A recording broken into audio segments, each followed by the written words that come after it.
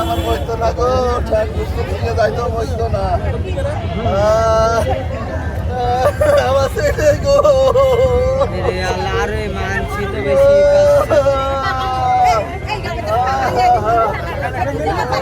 আসসালামু আলাইকুম।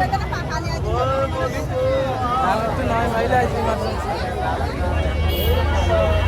15 minute 10 minute.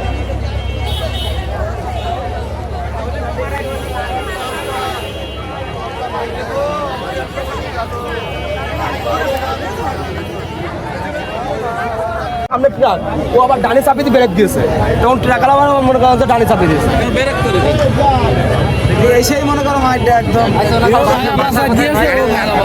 ভাষা কোথায় যে মারা গেছে জানা মতো মানে বংশ ভান্ডার দোয়াই ওনার যিনি মারা গেছে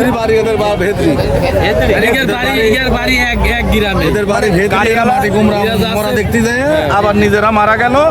আর মূলত দুর্ঘটনা এসে এই রাস্তা ভাঙার কারণে বড় গাড়িওয়ালারা অনেক এলোমেলো চাপি দেয়, ছোট গাড়ি কিছু মনেই করে না। সে ভাঙা গাড়ি যদি রোড ভাঙা হয় তার সাইড দিয়ে আস্তে আস্তে যাবে, কিন্তু সে ডানি চাপিয়ে রং সাইডে যেতে পারে না।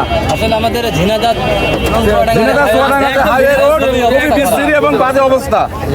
এই জন্য আপনাদের শরণাপন্ন হচ্ছি যেন রোডটা খুব দ্রুত ঠিক করা হয়। সে রং সাইডে চাপায়ে এই ঘটনাটা হয়েছে।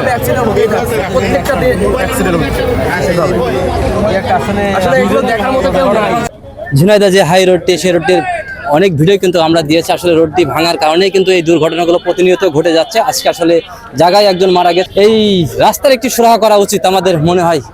অনেক জনতা আপনারা দেখতে পাচ্ছেন, দেখি তাদের সাথে কোনো সাক্ষাৎ করতে পারে কিনা। অনেকেই আসলে সবাই হাসপাতালে নিয়ে চলে গেছে, তাদের হাসপাতালে বর্তমান তারা আছে, কে কি অবস্থায় আছে হয়তো অনেকেই। আসলে বিশাল একটি দুর্ঘটনা, গাড়িটি কি একটি পরিবেশ হয়ে গেছে দেখেন। আসলে গাড়িটি ভেঙে এমন জোরে আসলে বাড়ি খেয়েছে, জায়গায় মারা গেছে। এই জায়গা থেকে আসলে জায়গায় মারা গিয়েছে। মূলত দুর্ঘটনাটা ঘটতে আসলে রাস্তার কারণে। দেখেন রাস্তাগুলো আসলে ইট দিছে, ইট দিয়ে কখনো কোনো রাস্তা কিন্তু হাইওয়ে রোড হতে পারে বলে আমার কিন্তু আসলে জানা নাই।